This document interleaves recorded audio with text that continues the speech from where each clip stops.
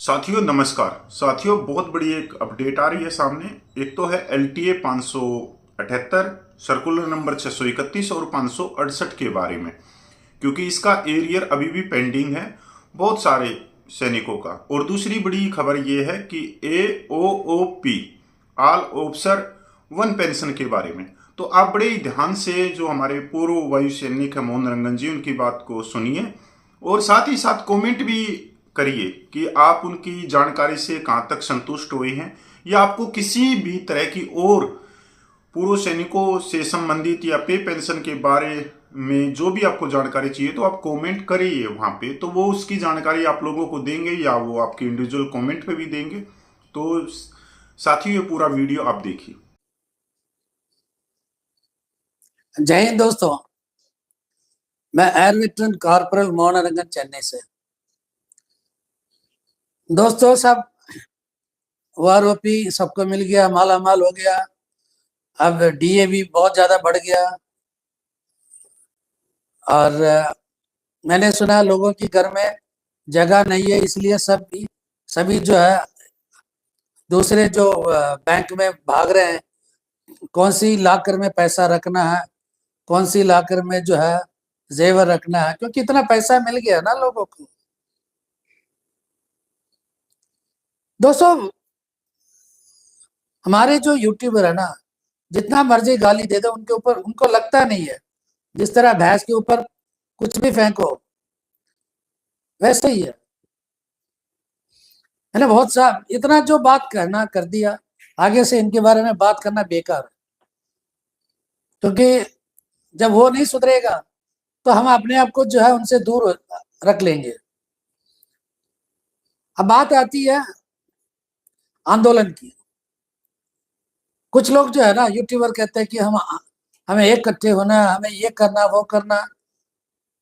भैया पहले आप आगे आ जाओ, हम पीछे आपके खड़े रहेंगे। आप तो ऑनरी कैप्टन है, आप आगे आ जाओ, आपके पास संगठन है, सब कुछ है। ये सिर्फ और सिर्फ अपने रोटी सेकने के लिए मैसेज डालते हैं। आज का हेडिंग मैंने दिया वन रैंक वन पेंशन, उसके बाद स्पर्श, फिर लाइफ टाइम अरियर 578, फिर सर्कुलर 631 568 उसका अपडेट, फिर लास्ट में दिया टीम। ये टीम क्या है? ये टीम है हमारे जो वेलफेयर का जो काम करते हैं। एक अकेले की बस की बात नहीं है, वेलफेयर का काम करना एक अकेले की बस की बात नहीं है। कोई पेंशनर को मतलब ढूंढ के निकालता है, कोई अपने गांव से पेंशनर्स को मतलब बताता है कि भाई तुम्हारा प्रॉब्लम क्या है। और कुछ ऐसे हमारे दोस्त हैं, वो डॉक्यूमेंट्स निकाल के देता है, पुराने पुराने रिकॉर्ड्स और कैलकुलेशंस। कुछ हमारे पेंशनर्स है, मतलब हमारे टीम में, यानी कि ये टीम वर्क जो है इस तरह का काम करते हैं हम। तो हमारे टीम में हर एक स्टेट में लोग हैं और मेन जो टीम है उसमें हम 10 आदमी है। हमारा काम सिर्फ पेंशन पेंशन का।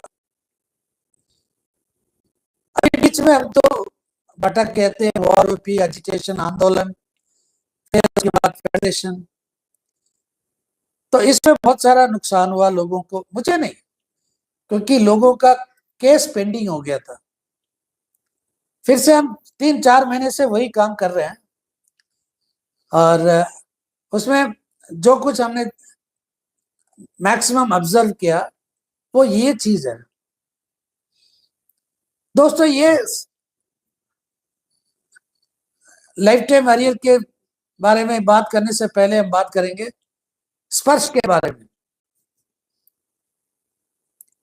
दोस्तों स्पर्श में एक कॉलम है नॉमिनेशन।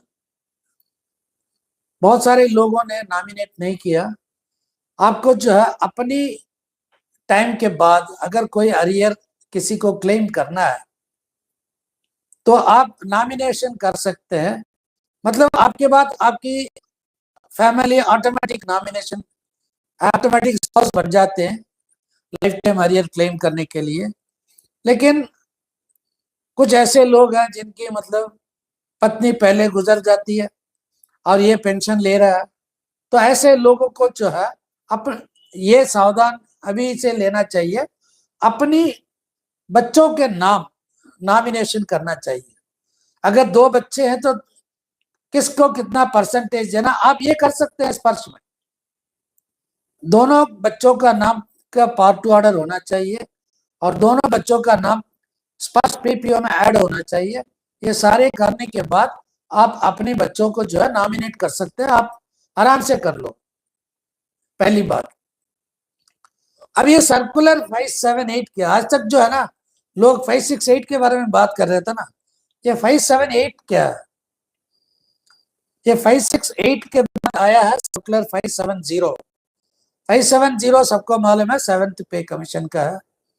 ये 568 जो है डीलिंकिंग ऑफ 33 ईयर्स, यानी कि मिनिमम गारंटीड पेंशन का जो आदेश है, जो सर्कुलर है, वो 568। और अगर आप सर्कुलर 568 में ध्यान दोगे, उसमें सिपाही है, नायक, हवलदार, हवलदार के बाद सीधा नायब सूबेदार, बीच में एक ऑनररी नायब सूबेदार छोड़ दिया, और इसी के लिए फिर बाद में निकाला सर्कुलर 631। 568 में जो ऑनररी नायब सूबेदार का जो कॉलम नहीं था, इसके लिए उनको जो है सर्कुलर 631 में जो है उनको एक चांस दिया, पहली बात। अब लास्ट रैंक हेल्ड और रैंक फॉर पेंशन, मेरे पास पीपीओ बहुत है ऐसे, लेकिन मैं किसी का पीपीओ नहीं दिखाता हूं। जैसे ये पाठशाला वगैरह है ना, ये पीपीओ है, मैं प्रूफ के साथ बात करता हूं, ये करता हूं, ऐसा नहीं करते हम। पीपीओ हमारे पास भी है।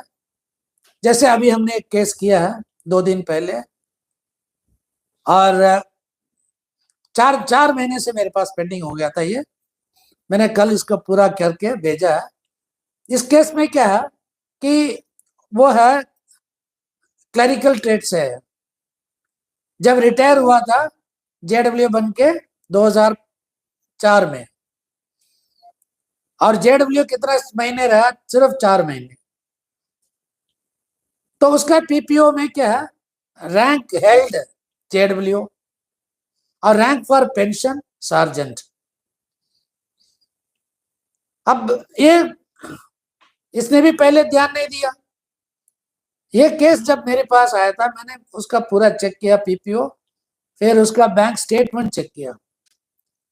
दोस्तों, इसको बराबर 568 का एक सार्जेंट का 6420 दिया है, लेकिन एक जेडब्ल्यू का कितना बनता है? 8330। ये 8330 कहां तक है? 2014 जून तक। उसके बाद इसका जो ओआरओपी में इसको पेंशन फिक्स किया था 7795, यानी कि 7795। यहाँ पे क्या 8330 पहले जो ले रहा था, वही जो है ओआरओपी में इसका फिक्स हो गया एक सार्जेंट का। तो फिर वहां से 7th पे कमीशन तक इसका जो है अरियर, फिर 7th पे कमीशन में फिर चेंज हुआ इसका, यानी कि 7th पे कमीशन में ये ले रहा था 20,034, और यहाँ पे भी चेंज हो गया था इसका। तो अभी जो है इसका अरियर तकरीबन 3 लाख का 3,50,000 अरियर है इसका। अब ये तो मिलेगा ही मिलेगा इसको, लेकिन ये लास्ट रैंक हेल्ड का जो है एएफटी में लोगों ने केस किया 2010 से लेके 2010 से लेके बहुत लोगों ने इतना केस किया, जिन लोगों ने केस किया सबको जो है लास्ट रैंक हेल्ड का जो फायदा जो मिल गया। अब इस जेडब्ल्यू को भी क्या एक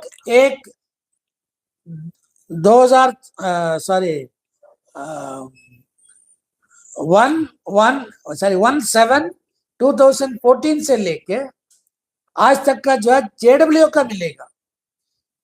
पहले जो हवलदार सार्जेंट का ले रहा था, इसको मिलेगा अभी जेडब्ल्यू का। दोस्तों, ये काम जो है हम ये काम करते हैं, ये नहीं कि हम कोई काम नहीं करते हैं। हवा में तीर मारने वाला जो है वो बोर्ड पे लिख के दिखाता है, ग्राउंड में काम करने वाले हम लोग वहीं जाके सारे डॉक्यूमेंट्स चेक करके हम काम करते हैं।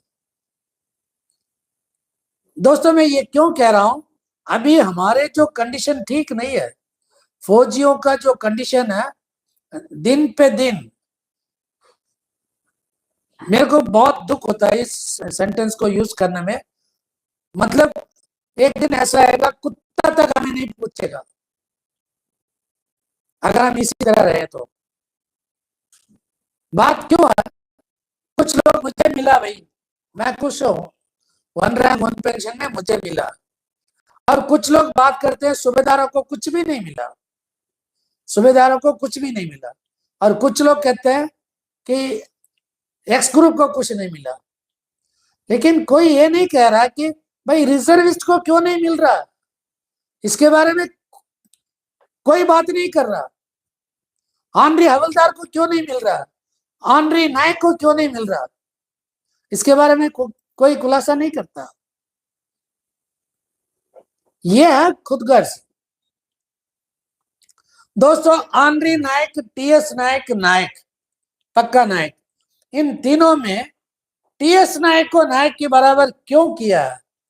वो भी 1 रुपया कम लेता था ऑनरी नायक से, ऑनरी नायक को तो सिपाही बना दिया, लेकिन टीएस नायक को नायक के बराबर क्यों किया?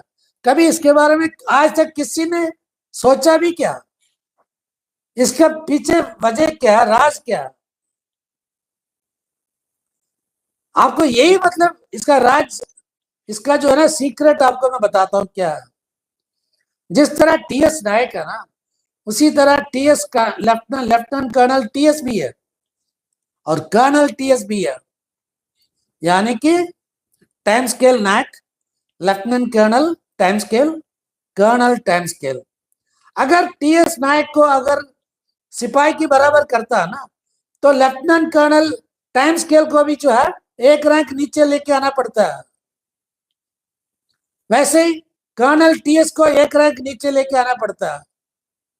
इसलिए जो है टीएस नायक को जो है चुपचाप ऊपर कर दिया। यही है राज। ऑफिसर्स जो है जहां उनको फायदा होना चाहिए वहां पे कुछ भी करेंगे।